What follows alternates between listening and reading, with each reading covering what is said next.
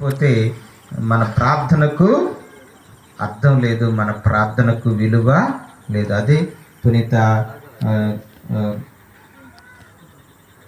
పునీత సిప్రియన్ గారు అంటూ ఉన్నారనమాట. అదేమని, మనము ప్రార్థన చేసినప్పుడు మన ప్రవర్తన అనేది దేవుని బిడ్డలుగా మారిపోవాలి అని చెప్పి పునీత సిప్రియన్ గారు చెప్తూ ఉన్నారు. అలాగే పునీత జాన్ క్రిసోస్టమ్ గారు అంటున్నారు కదా, మనం ప్రార్థన చేసినప్పుడు మన ముఖం అనేది ఆ దేవుని ముఖములో ప్రతిబింబంగా కనిపించాలి. అర్థమైందా? లేకపోతే మన యొక్క ప్రార్థనకు విలువ లేదు, మన ప్రార్థనకు అర్థము లేదు. అందుకే యేసుప్రభు అంటున్నాడు కదా, మీరు అడగండి, మీరు అవన్నీ కూడా పొందుకుంటారు, కానీ ఇతరులు మీకేం చేయాలని కోరుకుంటున్నారో దాన్ని మీరు పరులకు చేయండి. ఇది మోషే ధర్మశాస్త్రము, ప్రవక్తల ప్రబోధము అని చెప్పి దేవుని యొక్క వాక్యం మనకు తెలియజేస్తున్నాడు ప్రభు. అలాగే ప్రియమైన సహోదరులారా, మనం ప్రార్థన చేసినప్పుడు ఎటువంటి సందేహము మనలో ఉండకూడదు.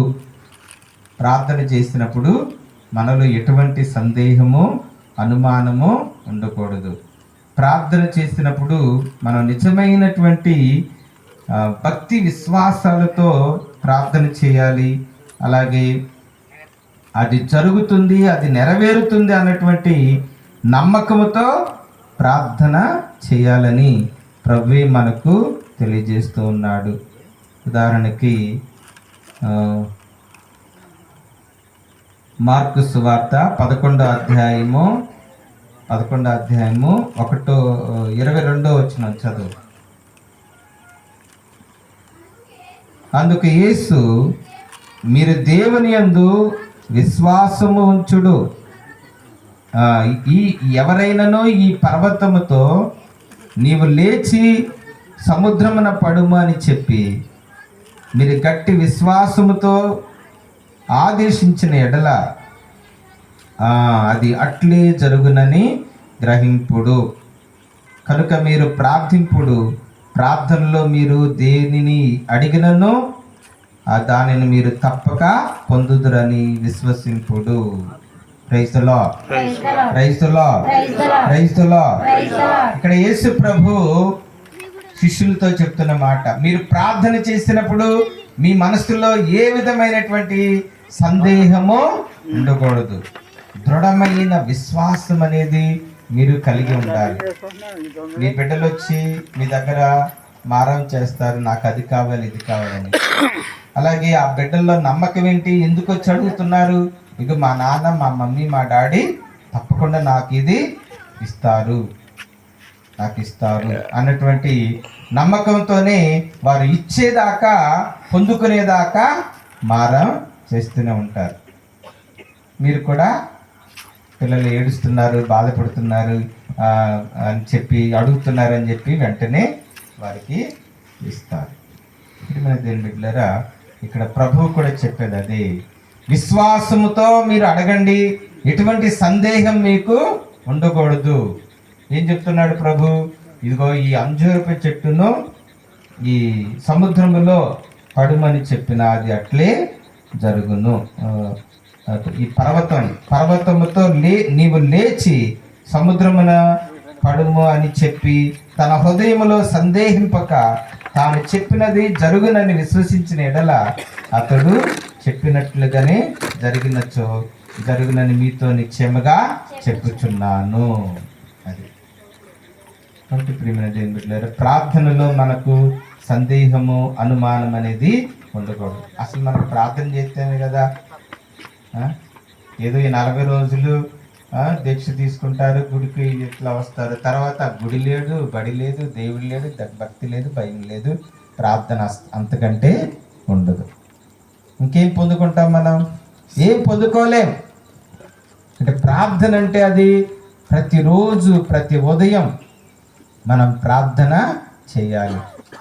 శ్వాస ఎలా తీసుకుంటే మనకు తెలియకుండానే శ్వాస ప్రక్రియ అనేది జరుగుతుంది, మనం బ్రతుకుతున్నాం.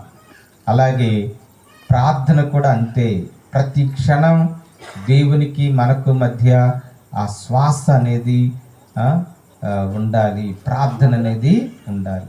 ఏదో అవసరం వచ్చినప్పుడు ప్రార్థన, లేనప్పుడు మనం దేవుని మర్చిపోవటం, దేవాలయాన్ని మర్చిపోవటం, ప్రార్థన చేయకుండా మానివేయటం, ఇవన్నీ కూడా మనం చేస్తూ ఉంటాం. కాబట్టి మనందరం కూడా ప్రార్థన చేయాలి.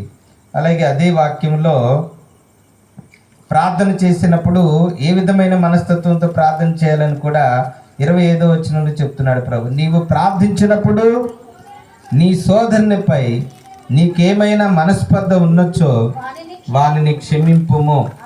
అప్పుడు పరలోకమందున్న మీ తండ్రి మీ తప్పులను క్షమించును. కానీ నీవు నీ సోదరుని క్షమింపని ఎడల పరలోకమందున్న నీ తండ్రి మీ తప్పులను క్షమింపడు అని చెప్పాను. కాబట్టి ఈ విధంగా అందుకే ప్రభు అంటున్నాడు, ఇతరులు నీకేం చేయాలని కోరుకుంటున్నావో దానిని నీవు పరులకు చేయము. ఇదే మోషే ధర్మశాస్త్రం, ప్రవక్తల ప్రబోధమని ప్రభు మనకు తెలియజేస్తున్నారు. కాబట్టి ప్రార్థనలో మనం ఇప్పుడు కూడా నిష్కల్మషమైన మనసులతో ప్రార్థన చేయాలి. అలాగే సామెతల గ్రంథం 8వ అధ్యాయము 17వ వచనంలో ఈ విధంగా వాక్యం సెలవిస్తుంది, ప్రభునందు భయభక్తులు కలిగి ఆయనను వెదుకు వారికి ఆయన దొరుకును. మీరు వెదకండి మీకు దొరుకును. నన్ను ప్రేమించు వారిని నేను కరుణింతును, నన్ను వెదకు వారికి నేను దొరుకుదును. Praise the lord, praise the lord, praise the lord. కాబట్టి ప్రార్థనలు మనం దేవుణ్ణి వెదకాలి. మన దైనందిన జీవితంలో దేవుణ్ణి వెదకాలి. మొట్టమొదట నన్ను, నా రాజ్యాన్ని మీరు వెదకండి, అప్పుడు మీకు సమస్తము సమకూర్చబడతాయి అని ప్రభు అన్నాడు. కాబట్టి ప్రార్థనలు మనం దేవుణ్ణి వెదకాలి, దేవుణ్ణి ప్రేమించాలి, దేవుని వాక్కును మనం వెదకాలి, దేవుని యొక్క మంచితనాన్ని మనం వెదకాలి, దేవుని యొక్క కృపను, ప్రేమను మనం వెదకాలి. అప్పుడు అవన్నీ కూడా దేవుడు మనకు దయచేస్తాడు. అలాగే మనందరికి కూడా ఎలా ప్రార్థన చేయాలో తెలియదు, కానీ ఆత్మ మనలను ప్రేరేపిస్తుంది. మనలో ఉన్నటువంటి ఆత్మ మనలను దేవుని చెంతకు నడిపిస్తూ ఉంది. దేవుని ప్రార్థన చేసే విధంగా మన ఆత్మ మనలను దేవుని చెంతకు నడిపిస్తుంది. రోమీలకు రాసిన లేఖ 8వ అధ్యాయము 26వ వచనంలో మనం వింటాం, దేవుని ప్రేమించు వారికి అదేవిధంగా బలహీనులమైన మనకు ఆత్మ కూడా సాయపడును. ఎలైనా మనం ఇట్లు ప్రార్థింపవలెనో మనకు తెలియదు. మాటలకు సాధ్యపడని మూలుగుల ద్వారా మన కొరకైన ఆత్మయే మన దేవుని ప్రార్థించును. Praise the lord, praise the lord. మనకు ఎలా ప్రార్థన చేయాలో మనకు తెలియదు. మనందరం కూడా బలహీనులం. కానీ మనలో ఉన్నటువంటి అంతరాత్మ, ఆ దేవుని ఆత్మ మనలను మూలుగుల ద్వారా ప్రార్థన చేసే విధంగా సహాయపడుతుంది. అందుకే యేసుప్రభు ఏమన్నాడు విభూది బుధవారం రోజు, డాంబికంగా మీరు ప్రార్థన చేయవద్దు, అందరి కంటపడేటట్లు మీరు ప్రార్థన చేయవద్దు. మీరు ప్రార్థన చేయనప్పుడు ఏం చేయమన్నాడు ప్రభు? దానం కాదు, ప్రార్థన. నీవు నీ గదిలోకి వెళ్ళి తలుపులు వేసుకుని అదృశ్యుడైన నీ తండ్రిని ప్రార్థింపుము. అట్లయినా రహస్య కార్యములలో గుర్తించు నీ తండ్రి నీకు తగిన బహుమానమును వసుగును. అదిగో అదృశ్యంగా గదిలో ప్రార్థన చేయమని ఏంటి, నువ్వు ఇంటి దగ్గర ప్రార్థన చేశారు. కాబట్టి ప్రేమ దేవుని బిడ్డలారా, ఇంటి దగ్గర ప్రార్థన చేయాలి, అందరితో కలిసి ప్రార్థన చేయాలి, దేవాలయంలో చేయాలి. మనం దేవాలయానికి వచ్చి అందరితో కలిసి ప్రార్థన చేస్తే అది సంఘ ప్రార్థన అవుతుంది. సంఘం అంతటితో మనం ఐక్యమై ప్రార్థన చేయ విధానం. అందుకే ఎక్కడ ఇద్దరు ముగ్గురు ఏక మనస్కులై ప్రార్థన చేస్తారు వారి మధ్య నేను ఉన్నానన్నాడు.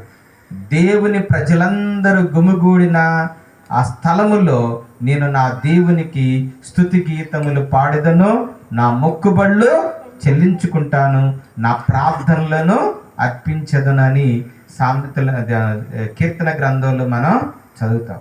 అది సంఘ ప్రార్థన అంటే ఆదివారం సంఘముతో కలిసి మనందరం కూడా ప్రార్థన చేయటం. వ్యక్తిగత ప్రార్థన ఏకాంతంగా మనం ప్రార్థన చేయాలి. యేసు ప్రభు ఏకాంతంగా పర్వతం మీదకి, కొండల్లోకి, మరి సముద్ర తీరాన ఆయన ఏకాంతంగా ప్రార్థన చేశాడు. అలాగే ప్రతి విశ్రాంతి దినము యేసు ప్రభు దేవాలయానికి వెళ్ళి సంఘ ఆరాధనలో పాల్గొన్నాడా లేదా? మరి యేసు ప్రభువే మనకు ప్రార్థన విధానాన్ని నేర్పించాడు. అటు అందరితో కలిసి ప్రార్థన చేశాడు, దేవాలయానికి వెళ్ళి ప్రతి విశ్రాంతి దినము అలవాటు చొప్పున దేవాలయానికి వెళ్ళి ప్రార్థనలో పాల్గొన్నాడు. అలాగే ఏకాంతంగా ఒంటరిగా రాత్రంతా కూడా ఆయన ప్రార్థనలో గడిపాడని మనం సువార్తల్లో చదువుతున్నాం. కాబట్టి ఇక్కడ హృదయ రహస్యము అని అంటే అదనమాట. అంటే మనలో ఉన్నటువంటి అంతరాత్మ మనలను దేవునికి దగ్గరగా చేస్తుంది, దేవుణ్ణి ప్రార్థించే విధంగా ఉంటుంది. అంతరాత్మ హృదయ రహస్యములు ఎరిగిన దేవుడు నీకు తగిన బహుమానాన్ని దయచేస్తాడని. ఉదాహరణకి అన్న, సమూయేలు మొదటి గ్రంథము, అన్న ప్రార్థన చేసిన విధానం మనం అక్కడ చూస్తున్నాం. చదవండి, సమూయేలు మొదటి గ్రంథము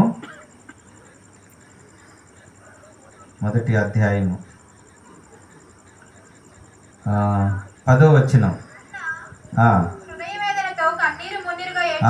హృదయ వేదనతో ఆమె కన్నీరు మున్నీరుగా ఏడ్చుచు ప్రభువును ప్రార్థించెను.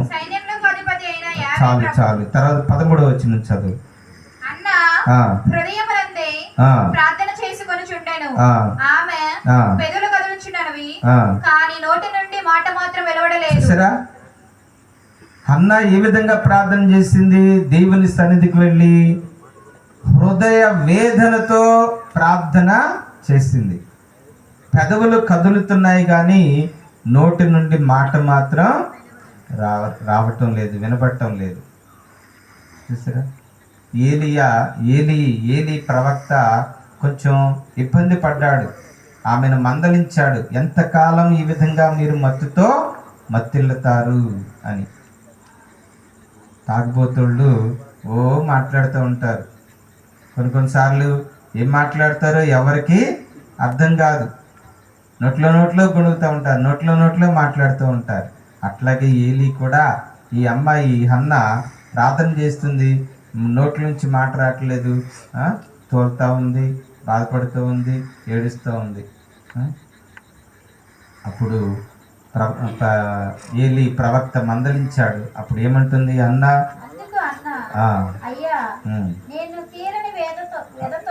తీరని వ్యధతో బాధపడుచున్నాను తప్ప, దేవుని ప్రార్థన చేస్తున్నాను తప్ప, నీవు అనుకున్నట్లు నేను మందు తాగలేదు, కైపెక్కిన మద్యమును నేను సేవింపలేదు అని చెప్తుంది.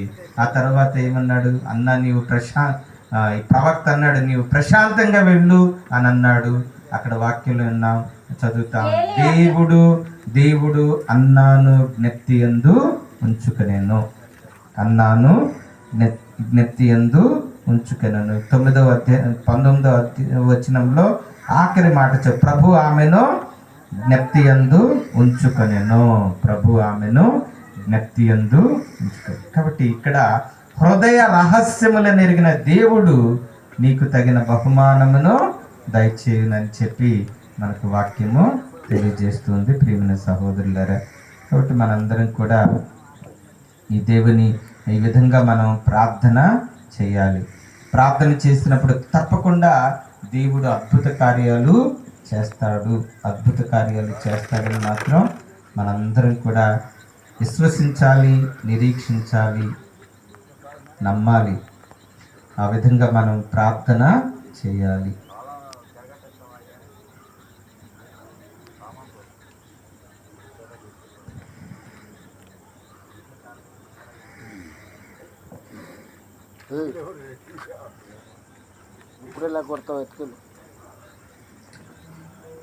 ఉపదేశకుడు గ్రంథము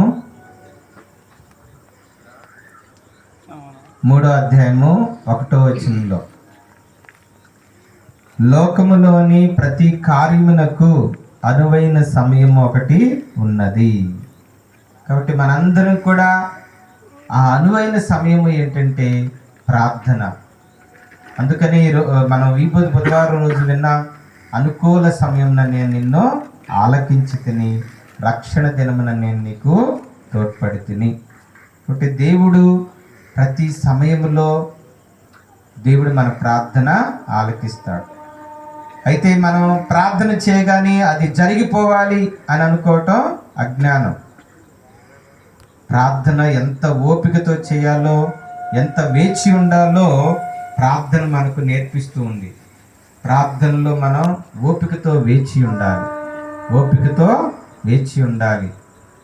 ప్రార్థన చేసేటప్పుడు మనము విశ్వాసముతో వేచి ఉన్నప్పుడే మన ప్రార్థన అనేది ఫలిస్తుంది. కనుక అనుకూల సమయం కొరకు దేవుడు మన ప్రార్థన ఆలకించి మనల్ని కరుణించే వరకు మనం ప్రార్థన చేయుట మానకూడదు. ప్రార్థన చేయుట మానకూడదు. ఎప్పుడు కూడా ప్రార్థన చేస్తూనే ఉండాలి. ఉదాహరణకి ఈరోజు విన్నటువంటి వాక్యంలో అడగండి అడగండి అడగండి. చిన్న ఉదాహరణ చెప్తాడు కదా యేసు ప్రభు. ఇది ఒక మిత్రుడు తన మిత్రుని దగ్గరికి వెళ్ళి అర్ధరాత్రి వేళ తలుపు తడుతూ అడుగుతూ ఉన్నాడు, ఇదిగో నాకు ఒక రొట్టె 2 రొట్టెలు బదులిమ్ము అని చెప్పి. లోన ఉన్న మిత్రుడు నన్ను ఆటంకపరచొద్దు అంటాడు, కానీ బయట మిత్రుడు తలుపు కొడుతూనే ఉన్నాడు. చివరికి తలుపు తీసి అతనికి సహాయము చేస్తాడు. కాబట్టి ప్రార్థన అనేది మనం చేస్తూనే ఉండాలి. దేవుడు కరుణించు వరకు, దేవుడు మనలను కరుణించు వరకు, దేవుడు మన ప్రార్థనను ఆలకించి దాన్ని నెరవేర్చే వరకు మనము ప్రార్థన చేస్తూనే ఉండాలి. ఆపకూడదు, మధ్యలో మనం ఆపకూడదు. అది నిరంతరము చేయవలసినటువంటి పని ప్రార్థన. అందుకని శ్వాస నిరంతర ప్రక్రియ. అలాగే ప్రార్థన కూడా మన జీవితంలో జరిగేటువంటి ప్రక్రియ. అందుకని అనుకూల సమయంలో నేను నిన్ను ఆలకిస్తాను. ఉదాహరణ విధవరాలు ప్రార్థన.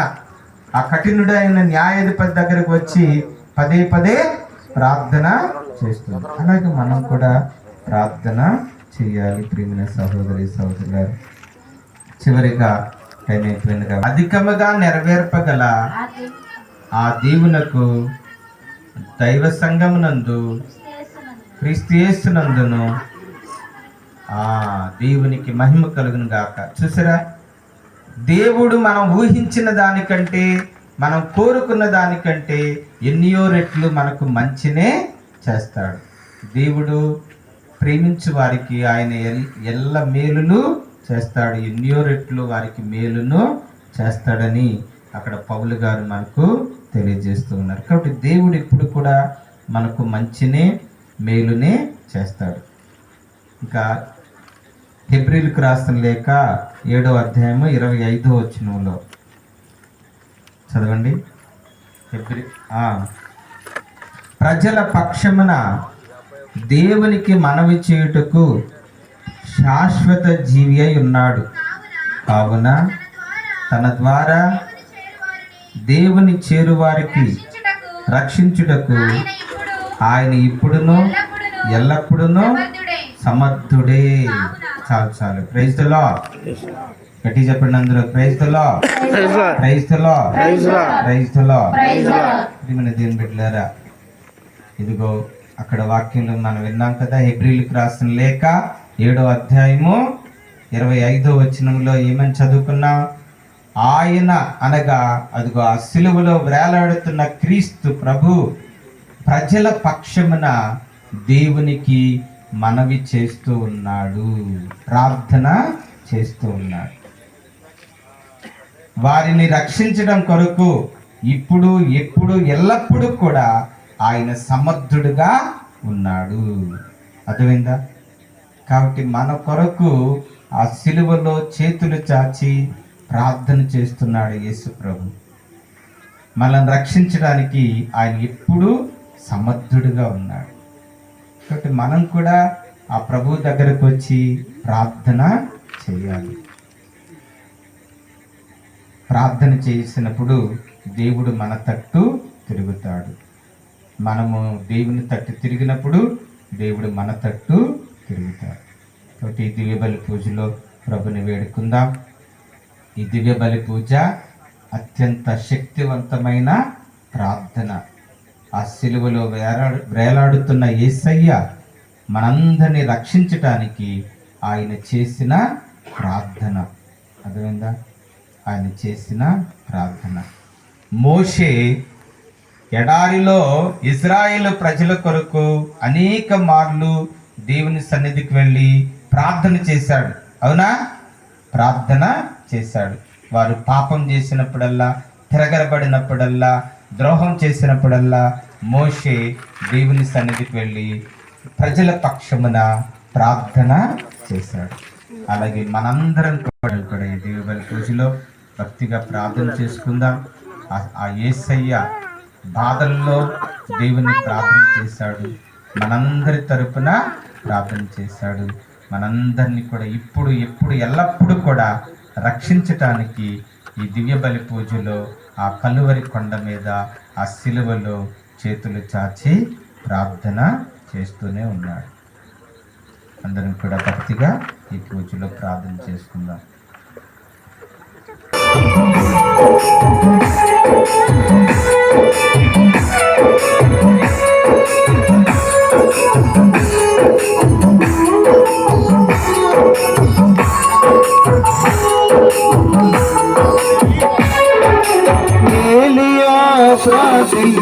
పొందిన శక్తి మేము ప్రార్థించగ దయచేయమా.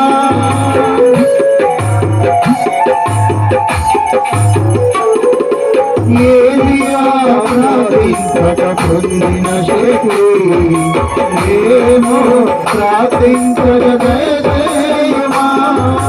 ప్రార్థించి నిలుచేరు భాగ్యమీయమా.